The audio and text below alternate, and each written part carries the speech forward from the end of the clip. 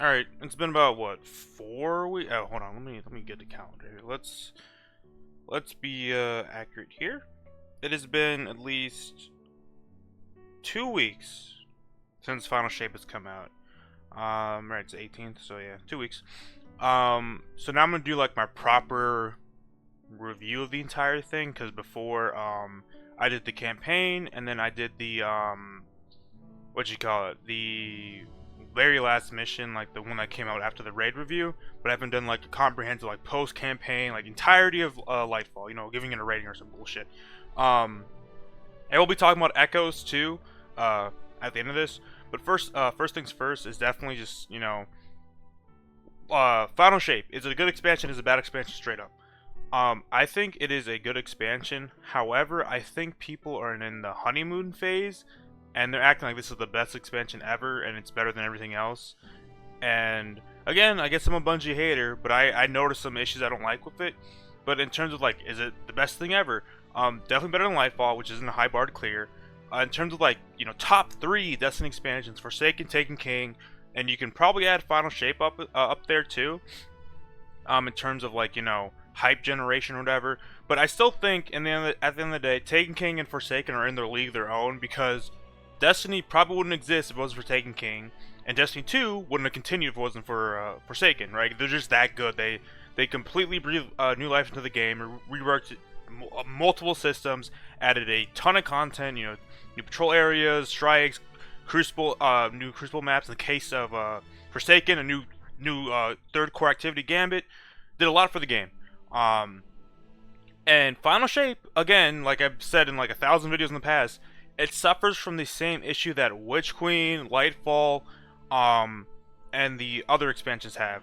Or more specifically, Witch Queen and Lightfall, is that Destiny isn't a game you play just to play for the campaign. There's people, going to strikes, going to Crucible, going to Gambit, do dungeons, do raids. There's more to Destiny than just the campaign. And again, like I said, they put so much in the campaign that once you beat the campaign, it's like, okay, well, what do you now? Now, granted, in this case, it's not as bad as a Throne World or a Neo Muna, because there's actually stuff to do in the Pale Heart that's post-campaign. It's not like just a dead, empty, location, so credit where credit's due. But yeah, just talking about the campaign again, I'll rehash what I said before. My issue with the campaign, well, yeah, I'll talk about and then that changed later. But my issue with the campaign is you spend majority of it getting the band back together, going over emotional crap, all this other stuff, and then the last two missions feel like where something actually happens, like Tarch dying, Zavala finding about the witnesses' voices and shit, and then the final mission where you confront the witness to weaken it, and then obviously you have the Excision mission, where you actually go to defeat the witness. With Excision existing and all other crap, I think yes, the Lightfall, the Final Shape does give you a complete story. You set off to defeat the witness, and even though there's like some melodrama bullshit that takes up the majority of the campaign, in the end, yes, you do defeat the witness in a pretty nice way too. 12-player activity, good music, everyone's here moment, fun mission. Still, I still think the main issue with the campaign, outside of what I just said before, is Zavala's character sticks out like a sore thumb, kind of like how Osiris did in Lightfall, where he just has a stick up his ass for no reason. I know, again, I'll repeat that they set this up in Haunted and in Defiance, where he's wavering the back and forth. But again, bigger picture, you're inside the Traveler. The witness is going to reshape reality. Now is not the time to really be all edgy and say fuck you or whatever, and I'm the boss. I'm just saying, not really anything against Keith David. Obviously, it's not the voice actor's fault. It's obviously the lines, but still, felt weird. So that's the campaign. Now, post-campaign, there's actually some cool stuff. Still Hunt was a great mission. I used it as an example of being able to talk about feelings while also moving the plot in a meaningful way while just spending the entire mission looking for... Oh, also, forgot to mention, stuff that I liked about the campaign was that they added mechanics to the campaign, like, symbol stuff, glyph keeper, having to balance, keep track of some buffs. I don't think it was too bad. I've soloed the campaign on Legend twice, on Hunter and Titan. I just skipped it on Warlock because of the change to Raoul, where once you reset his rank, you can just focus the new exotics. Because I didn't want to run it third time. I was like, whatever. But like, yeah, every mission had a mechanic to it. The only hang-ups I've had playing solo was the mission where I think you either find Ikora or Zavala. I think it's Zavala, and you're inside the room with all like the what do you call it, fallen like trip mines and shit. And because again, it's on ledge, you don't have chaps activated, so you don't have a radar, so you don't know when a guy spawns behind you, and they literally spawn behind you sometimes. So that was kind of our spot. And then the witness fight itself, obviously, witness can insta kill you, and you have to like, dodge subjugators. Again, I just used Dragon's Breath and Nighthawk and just called it a day. It was like the only two snags I had. Everything else was like relatively fine. I didn't have any like I don't. If there was any issues, the I don't know how to pronounce it. The Dissent, the mission where Targe dies and Zavala goes the gave yourself the darkness or whatever. That room where you had the reskin of the fanatic and then the two sub, that was kind of annoying too. That mission was kind of hard, but again, got through it. Mission length was pretty long too. They weren't like, I don't think there's any mission that was like relatively short. Even the first mission felt like it was longer. So yeah, campaign overall it was okay. I again, my biggest complaint about the campaign was just like that emotional like bullshit minutia. Like, come on, dude, it's like, really? Like, I thought we had Season of the Haunted for a fucking reason. I thought that was the entire point of Season of the Haunted. I knew, like, I'm just saying, I felt like a rehash of Haunted with, like, feelings and shit. But again, Excision definitely felt nice to do, so it did feel nice to finally get out, defeat the witness, right? Whatever. Again, that's why I don't really like the campaign too much, but, some people enjoy it, so whatever. Post-campaign stuff. You have Still Hunt, you have Microcosm, Ergo Sum, which is a part of Overthrow, and you have Kvashtov, right? Or Ergo Sum's part of Pathfinder. First things first is Still Hunt. Like I said, I enjoyed the mission, and I'll repeat what I just said like a couple minutes ago. Being able to talk about feelings while also working towards a goal feels nice, right? Because it's like you can multitask. Overthrow is basically kind of like escalation protocol, but without like any timers. So the way the activity works is that you go into the Pale Heart, the three zones: the landing, the impasse, the blooming. You either by doing just anything like killing enemies, interacting with chests, doing public events, it increases the level until you get to like level 3, and you summon a boss. You kill the boss, you get a chest that can also drop the class item if you did dual destiny. There's a lot of stuff to talk about, but it also drops Mortal Light to help you get Kavash stuff. I completely forgot to mention about the Sis too. That's another thing too. But we'll talk about Overthrow. So, like I said, I like Overthrow as an activity because it's very chill. You can kind of do whatever you want. You're just killing shit and bosses spawn. You have like little events like the Heal of Travel, like the stitching event where you like kick the ball in or whatever. Or, like you have to throw grenades. I thought those were neat little mini events. Same with some of the public events you have to do, like you have to go inside a blight or destroy blights in a certain order. I thought that was cool. I have, obviously, as you play it over and over again, you will like notice the repeats, but for the first like week, I didn't really run into too many repeats, but then again, I wasn't grinding Destiny that hard compared to some other people, so I thought it was nice. So where do I want to go with this? Okay, yeah. So another cool thing about the Pale Heart are the Sis. Now, granted, there's not really a reason to go back to them outside of the quest, or if you want to get some red border weapons, like guaranteed red borders from the Pale Heart. So they're basically like kind of like their own little lost sectors with like some twists and mechanics, like having to use a sword to break stuff, or like aerial ace where you can't, or was it aerial ace? The one where you can't really move and you have to use the blight guys to knock yourself up. There's 6 of them, to switch them. This is the only part, my only real complaint about Sis is to be able to switch them, you have to go talk to the bird, and then, like, go to the Sis, instead of just, like, being able to go on a map and just say, hey, put it to this, and go there. Minor inconvenience. But, there's that, too.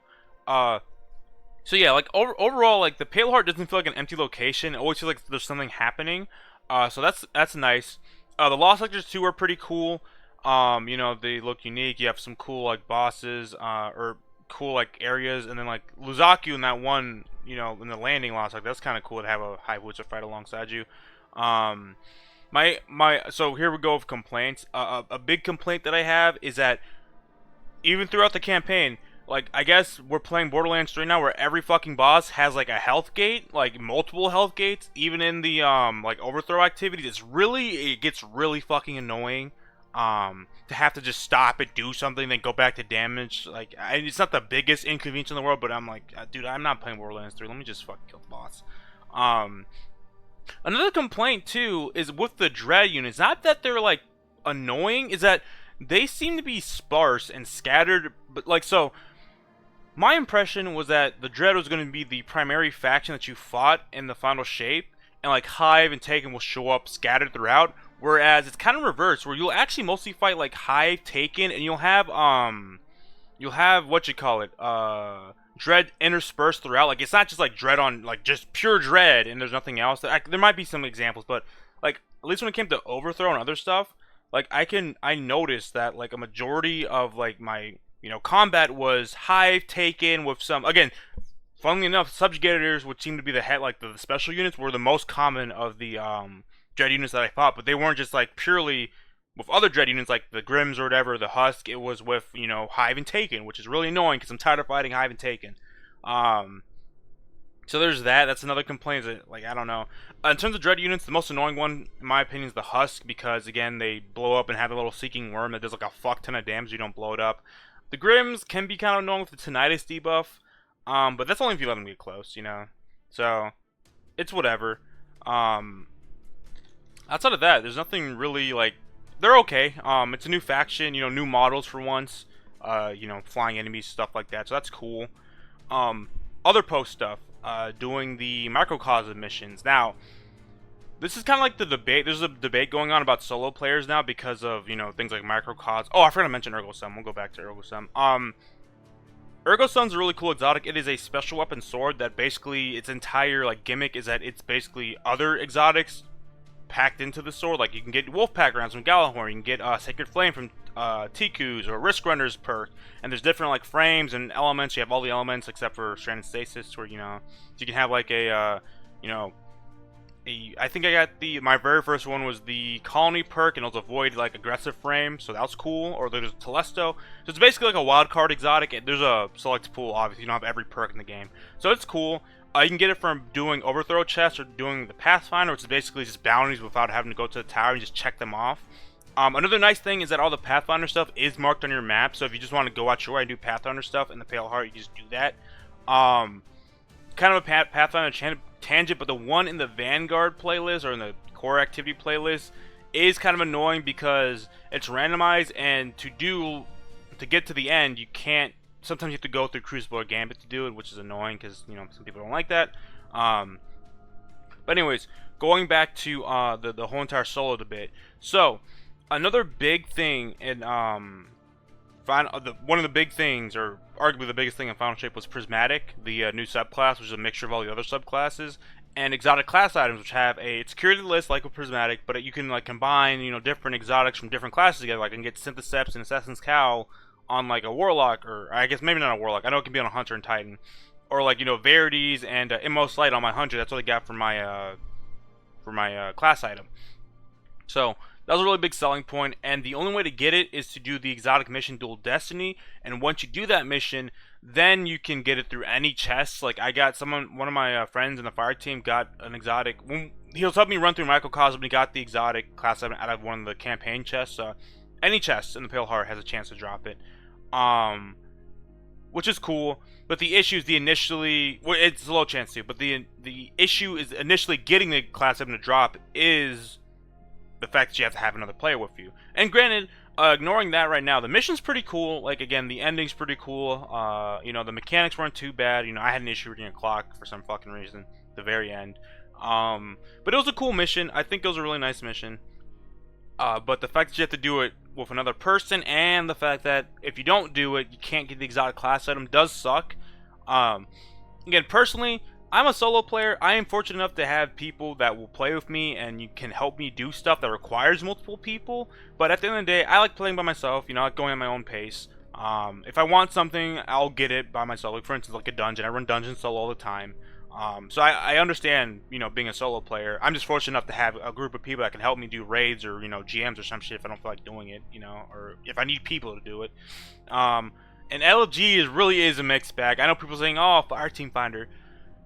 Brother, trust me, I have some LFG stories that are just things of nightmares, man. I have seen Destiny caters to all kinds of people. That's kind of a strength and his weakness. I see on the forum people saying they can't even do the Legend campaign solo, like it's impossible. Where I'm over here doing it on 2 characters with no issues.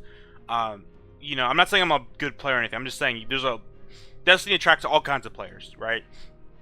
Um, but anyways, the other issue too is, so that's one big thing, like a major thing, is that you can't get exotic class items without doing the dual destiny mission, and that requires 2 people. And another one is that microcosm, you can't get at all solo. You have to have a fire team with 3 people, because I tried to I jumped into one with only 2 people and it was really hard to do because of the debuffs.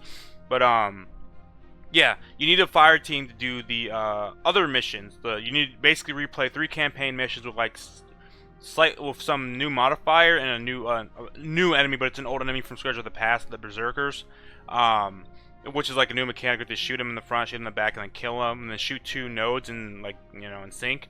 And also basically juggle a Taniks poison, if you remember that back in Prison of the Elders, between like 3 members or whatever. So yeah, it definitely requires a fire team. And again, if you don't have a fire team, you're not getting a microcosm, right? You're completely locked out as a solo player. Now, granted, that's not the worst. I don't think that'll be the worst thing in LFG, because again, Berserkers are pretty straightforward. Again, they do the little Ori, 1 shoots in the front, 1 shoots in the back. There's 3 of you, so it wouldn't be the worst. And then shooting the nodes, you might have to look up a god to see where they are, but most of them are kind of like obvious where they are, where you need to shoot them. Outside of that, it's just replaying the campaign missions, which isn't anything too crazy. So yeah, I mean, it's at the end of the day, it's whatever. I mean, Microcosm's a neat weapon too. I got it last night actually. It was like one of the last weapons I was missing, or actually, it was the last weapon I was missing. And yeah, it's pretty cool. It does a good damage. It shreds subjugators, but the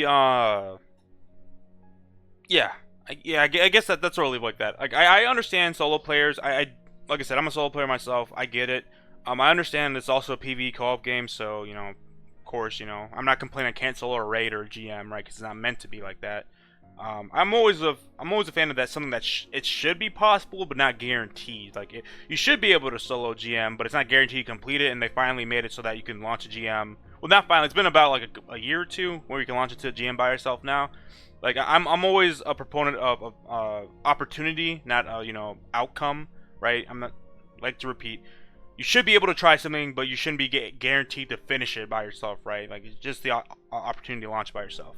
So that's where I'm at. It does kind of suck for solo players. Again, exotic class items, microcosm, especially class item. That's like a really big proponent of Prismatic, because you can do a lot of cool stuff with them. Also, Kvashtov. Kvashtov this is different from solo. I did Kvashtov solo. Kvashtov basically just requires you to collect a bunch of shit and get lucky with tier 3 overthrow bosses, because you have to defeat basically all of them, and they all drop Immortal Light. And the Triumph to track them is bugged, so you don't really know which one you've done unless you remembered it. Also, they technically fixed this. In the Blooming, there was the Taken Servitor boss, people call the Meatball, like from Gambit or Forsaken. That boss didn't drop the moat for some reason, and when they patched it and I attempted to get it, it didn't drop it the first time, but like the second time I killed it, it dropped it, so it was kind of buggy. You have to basically kill it a couple times for it to drop the moat. But basically, sorry, you need you get moats from all the bosses in Overthrow. You get some other like encrypted key stuff from Sys and original chests. You get that all together to get the chest to get the legendary Kvashtov, and you collect all the travelers around the Pale Heart to get the actual chest to spawn the exotic one. So it took quite a bit. Again, the longest part was getting all the overthrow bosses. Now, fortunately for me, again, and as I'll mention, I've been playing this expansion very casually. I know people have gone hard into pain, have done everything day one. I took my time with this expansion, so people couldn't claim, oh, well, you did everything in the first week or whatever, right? And I got Kvashtov pretty casual. I got it like I think maybe last week. I was very fortunate that I somehow managed to get lucky and do all the overthrow bosses, and just the only one I was missing was the meatball one. So there's that. So I think that's everything in the Pale Heart. I think that's all the post-campaign stuff. I mentioned the Micah stuff, Lost Ghosts. Some of them require to do like older activities. So yeah. So overall, my biggest gripe with Lightfall, the final shape, is that it comes back to what happens with seasons. Is you do your thing, like you do your campaign, and you're like, well, what do I do now, right? Someone like me, right? I just got Kvashtov last week. I got Microcosm literally last night, right? So again, I don't want to hear any, oh, you bum rush and stuff. I've been as casual as possible, and within 2 weeks, I'm already done with everything. Which is, I guess, to be fair, it was within the first week. Because if you want to really be honest, the only thing, like, to condense everything down, once you beat the campaign, you have the Sith, you have Overthrow, which ties into Ergo Sum and sorry, what you call it, Ergo Sum and Kvashtov, and then you have Dual Destiny, right? Which is a couple of stuff, but at the end of the day, you know, it takes you about a week to get through all that if you're playing casually. If you're going hardcore, that could probably take you like a day or two, right? So again, once you do all that, what is there else? What else is there really to do? We got one strike, technically 1.5 if you want to count the Echo stuff, because they slightly updated the Exodus Crash strike. So technically we have like 1.5 strikes. There were new Crucible maps, right? That was from Into the Light, so there's stuff like that. Gambit's fucking dead. I think they added in Lucent Hive and Shadow Legion, and they added back Cathedral Scars, but Kel's Grave is still gone or whatever, some other map. So again, like I said, in talking about Lightfall and the other in Witch Queen, there's not, like, once you do this, like, what else is there realistically able to do? Again, for me personally, I like going to deep dives. I like going to the Coil, but again, they're seasoned stuff, so they're all gone now. Coil's deleted. The deep dives are gone from the game, right? There's not really a lot of replayability in that, you know. So again, some people like to do strikes, some people like to do Crucible, Gambit, whatever. Me personally, when I did the activity breakdown, I had like 40% of my time in strikes and, or sorry, raids and dungeons, right, and like 20% in like strikes or some crap. So, again, I might be an exception, but most of my time I spend either doing like farming lost sectors or doing dungeons, stuff like that. And because Raoul changes, like, you know, farming a lost sector isn't really the same. Like, granted, yes, you still get the exotic engram, which you can focus into the exotic you want, which is fair, but that also requires a cipher now, which is another issue, because then I have to go to Zur and talk to Zur and all this other shit, and it's like, I don't know.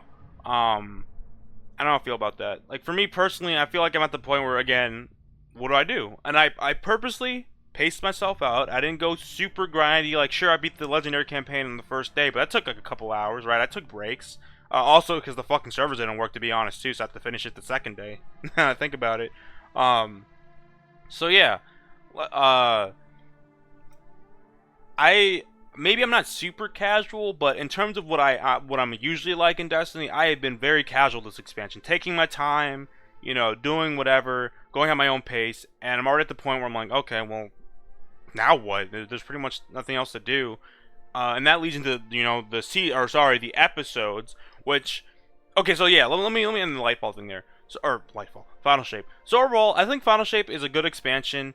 Is it the best expansion they've ever made? I argue no, because while Prismatic's cool, the exotic class items are cool, right? And you have the whole entire Pale Heart not being a dead location. I think the lack of other content is what really hurts it. Because again, when I look at Forsaken, we've got all those new perk blocks, right? Like every single character had a new super, right? Solar Hunter, Solar Void Arc, right? New supers, right? Technically the Hunter's gonna get a new super. You had 2 locations that had a bunch of, Dreaming City had a bunch of the secrets, had the Curse Cycle, Ascendant Challenges, you had a dungeon, Shattered Throne, you know, you had like 3 or 4 strikes, I want to say. You have the Fanatic, Warden of Nothing, Broodhold, and I think I'm forgetting one more else, or it might just be those 3, right? You had Gambit, which is a new core activity, even though it's been dead now, but like, in the, you know, I'm talking about when it launched. New Crucible maps, or complete rework of the weapon, like sandbox, stuff like that. So that's, you know, like in totality, there's way more content that was in Forsaken and even in Taken King than there was in I guess in Final Shape. Again, I'm not saying it's a bad expansion. I just think people might be overhyping this one. I definitely think it's definitely like a top Destiny expansion in terms of all of them, but it does suffer from like all the other like newer expansions like Witch Queen, Lightfall, where most of the work and the content's put in the campaign, maybe some post-campaign. Actually, I will take that back. For Final Shape, a lot of the stuff is in post-campaign stuff, so I will give it that. But once you do that, there's not really a lot of replayability left, right? There's not a lot of you know, a lot of new strikes I can go to. There's no like Gambit incentive. I know they've added back Hush and Archer's Gambits on a lot of bows now, so there's that. But again, it's always been replayability that's been the issue of Destiny, And again, they've always taken methods to reduce replayability, removing strikes, crucible, gamut maps, onslaught, removing shinies from onslaught for some fucking reason. Like, I'm just saying that's a slight tangent, but overall I think it's a great expansion. I don't think it's the best expansion ever. Did they stick the landing? I think Excision did. I think that was a nice little like way to end it. Although again, if I want to be like super nitpicky, I always found it odd how we're gonna confront the witness, because again, it's been shown to like basically annihilate people by just like flicking the wrists and doing the like slicing bullshit, right? Like the intro of Lightfall. But you know, suddenly now it doesn't do any of that. I guess the argument or the lore, I don't know the lore, but at this point, is that, you know, the Traveler's protecting us so the witness can't just like do like, you know, I snap my fingers and everything just explodes. But I'm just saying, I don't know. It's hard to like do the witness justice in terms of like a fight, because again, you've shown this thing to basically be God 2, you know, shitting on everything, and then now, you know, it can die by conventional means. But that's a slight nitpick. I'll talk about lore at the end, because there's some lore stuff with the raid that kind of fucking annoys me. But getting into Echoes, which is basically a season, and it is a season, and anyone with a fucking brain would have saw this one coming from a mile away. Because here, let me show you. I just finished my my episode for this week, my stuff. Look, does this seem familiar? Failsafe is analyzing the data she claimed from whatever. She will contact you when the process has finished. Basically saying wait a week. Episodes, as of right now, of Echoes is literally a season. It's just they just changed the name of seasons to episodes. It might just be slightly longer, but it's still a season. You log in, you play for 30 minutes, you do the seasonal activity, you log off, right? There's not really any replayability there. The new seasonal activity is like generic, kill a bunch of shit, deposit stuff to get buff. Wow, I haven't seen that before. So there's that. And I know some people are pissed because, I mean, to be fair, Bungie did say they're going to change it or whatever. And they really haven't changed much. The only difference is that there's different acts now, and that I think some of the seasonal weapons aren't available yet because we haven't gotten to the different acts. But who knows? Maybe in Act 2 they'll add another activity. I don't fucking remember like the roadmap at this point. Again, I'm done playing Destiny after this episode, because I wanted to see how they tackle the Vex, because, you know, the Vex haven't been really relevant forever. So yeah, I mean, like I said, I like the cast of characters for this season. You know, Failsafe is one of my favorite characters. You know, Saint Osiris are here, obviously, because Vex shit. Again, there's, I don't know if you guys know this, but Saint Osiris are gay. Did you know that they're gay? Maybe when they tell you for the thousandth fucking time that they're gay for each other, even though it's a retcon of Destiny 1 lore, but whatever. Like I said, I do like the weapons. They do look cool. I like the aesthetic, like the Vex Scout. It's really cool. Again, it looks like Ness is a very pretty planet. I like the Vex architecture. Like visually, it's cool. Gameplay wise, it's just more boring Destiny, like, you know, kill shit stuff. Story's kind of interesting, I guess. Like, they're alluding that something is changing. Oh my god, that just reminded me. Yeah, I'll get to that in the end. But yeah, there's like the vector changing around this echo or from the Traveler shot out after we defeat the witness, and right now they're saying that the Vex are trying to take command, but this week they've kind of alluded that maybe something else is, you know, controlling that thing and then also influencing the Vex, which they've, you know, hinted at. I mean, it's kind of apparent with the fucking splash art of the season that there's like a little like a woman with the Vex crown on it controlling the Vex, but whatever. It does feel odd in terms of pacing, because like you defeat the witness is like literally one of the biggest achievements and arguably the biggest thing in Destiny's history is defeating the witness, the architect of the collapse, and it's literally the reason the Hive was created, the reason the Fallen came here, like literally the mastermind of all this like suffering and shit. And then it feels like nothing's really changed. You pick back up, oh, we have to deal with Vex again. Like there's no like really, I don't know. It doesn't feel like anything's really changed. It hasn't been like a, I don't know. It doesn't feel like anything's changed. But that's about it. It's like the one thing I do like about this season though is that there's this, I forgot what it's called, but it's like kind of like a speedrunning thing where you're in the Vex net and you have to like shoot these nodes. You have to go really fast to get the extra time. I thought that was kind of cool. I was severely underleveled, but that was kind of cool.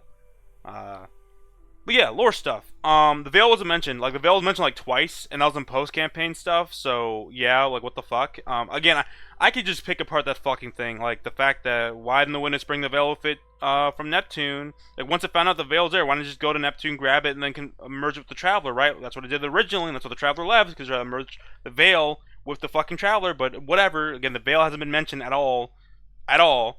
A new V word's popped up though. The valence is that's what they're calling the aura that's emitted from the traveler that's both light and dark after the witness has been defeated. So that's cool. Another V word. The witness.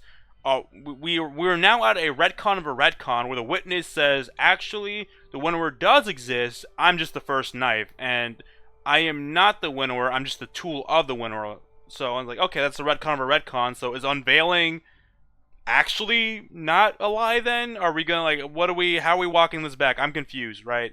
Um there's that stuff right there. That made me laugh when I heard about, oh, actually the winnower does exist. Oh, so you realize saying so you realize that making the witness basically like the big bad, and once we defeat the big, basically they're setting up that technically there's other darkness out there. The winnower is out there and there could be more darkness stuff.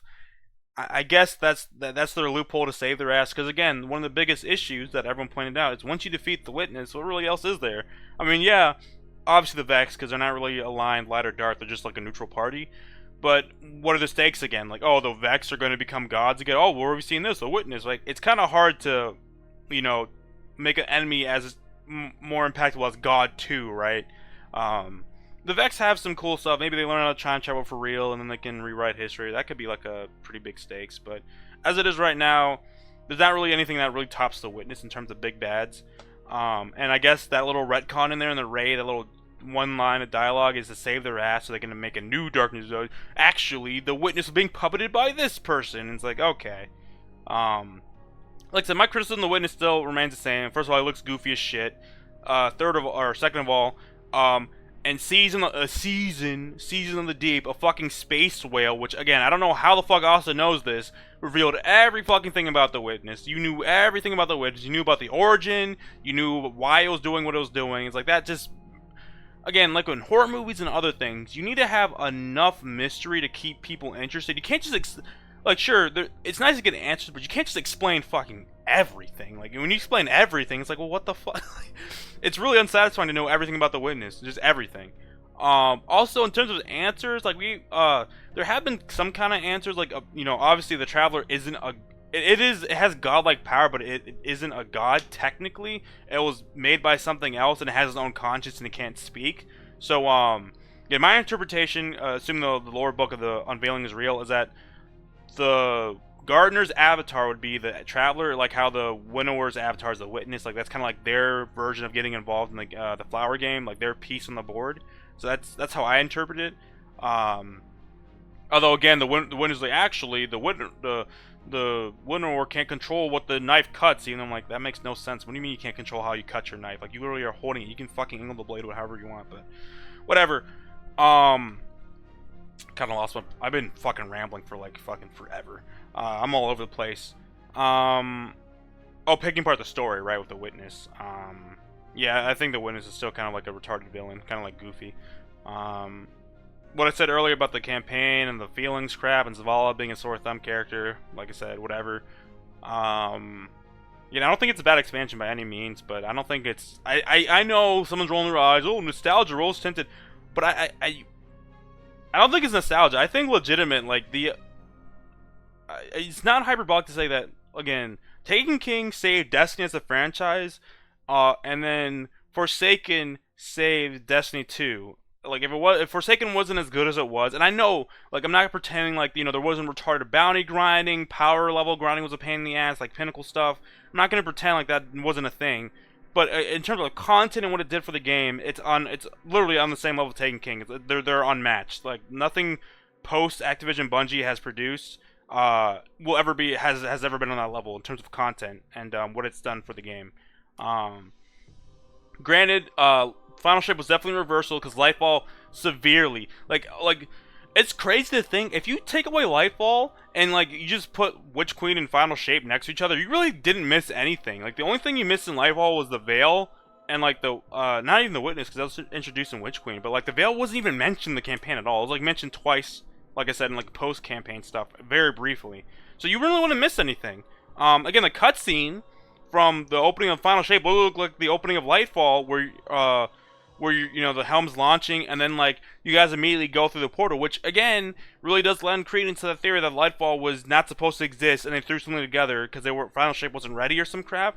And yeah, like I said, if you like again, that portal mess, that was a really sour note to end on Lightfall. Oh, this is a portal and Traveler, and like again, how's the Witness hasn't won yet? It's already been like a year and a half, and it's been the Traveler doing whatever the fucking wants and hasn't won yet.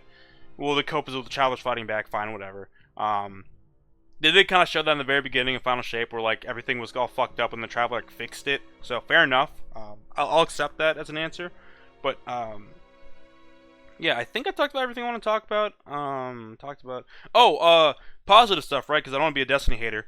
I will say though, the weapon sandbox is really good for Final Shape. Like, there are a lot of cool, unique frames and stuff like that. Really cool stuff. So, I like that. Like, I like, you know, Ergo Sun being a special sword, the rocket assisted frame. I know this is technically part of, you know, season or fucking episode 1, but the Wither Horde like frame, Aerial Denial frame, that's kind of cool. So yeah, like the weapon sandbox seems pretty cool. Heavy trace rifle, still hunt, being overpowered as shit, and working with Nighthawk. Like, it's not a bad sandbox. I just didn't like the story as much, and I kind of wish there was like more like strikes, more like outside of Pale Heart shit that I could do, or just give me back the fucking coil or something adjacent. I'm not playing fucking Heresy. I'm not gonna wait like another year to get a coil like activity. I'm just saying. I will be doing my like I've been playing 10 years of Destiny video soon-ish. I just have to think some things over in terms of like my time, like how I want to tell it. It's gonna be like like every other video about Destiny. I'll just sit in Orban fucking talk for like 20 hours or whatever. But yeah, overall, I think it's I think the biggest disappointment isn't even the final shape. It's definitely the episodes, because I at least thought they would be smart enough to remove the time gate on Act 1. My assumption was that you could play through the entirety of Act 1 at your own pace, and then Act 2 is obviously time gated, right? I would think people would have been fine with that. But the fact that it's, again, a season thing, because the biggest issue I want to say everyone had of a season, at least my biggest issue, I'll speak for myself, is the time gate drip feed crap. It's really annoying to have to wait a week in real life to finish a story, like waiting for a show or something. So yeah, that was really annoying. And if they just let Act 1 be played in its entirety, even though even with that removal, it does feel like a season, but still, it would have at least been better that hey, I could just play it whatever I want to do. So there's that. Outside of that, yeah, like the solo player stuff kind of sucks. I know there's Grandmaster Incision. I forgot to mention that. The reward is the Ergo Semicallus. I have no idea what the fuck it does. Unfortunately, I thought it was going to be the exotic class item, because farming for it is kind of annoying, because you either have to do dual destiny, which gives you guaranteed, which is, you know, nice, but it takes a bit, or you just start opening random chests, which is a really low percentage chance of doing. So, like I said, it is what it is at this point. Like I said, there's some other changes, like light level is like, I don't just get rid of light level at this point, man. We have fire team power, everything's like -5 anyways. They introduced a surge and a -5 deficit to all dungeons now. Like, dude, just get rid of fucking light level, please. I swear to God, it's annoying at this point. I'm kind of tired of taking bonus damage, because funny number in the top right corner says I take more damage, even though, you know, I can play around cover and shit and just get one shot. Just saying, obviously skill issue, right? But yeah, there's that. I really don't think there's anything else to say about Final Shape. Like I said, next video will be just, what you call it, my 10 years of playing Destiny or whatever the fuck, you know, everyone's has done that video, so now it's my turn. And yeah, I think, like I said, I'll eat my own words on that. You know, I did say that the conclusion would be like a fucking, they couldn't do it and they sucked, and it would suck ass and it's gonna blow up in their face. And like I said, Excision really saved Excision I think saved the campaign for me, because if Excision didn't exist and that was the true ending of the campaign, where you just like weaken the witness and you have to kill it in the raid, and that's like that's the only way you can see the ending of Destiny, and that would fucking, I'd be like, yeah, this sucks. But that's pretty much it. I've been like yammering on for like over half an hour at least, maybe even an hour at this point. But yeah, thanks for watching.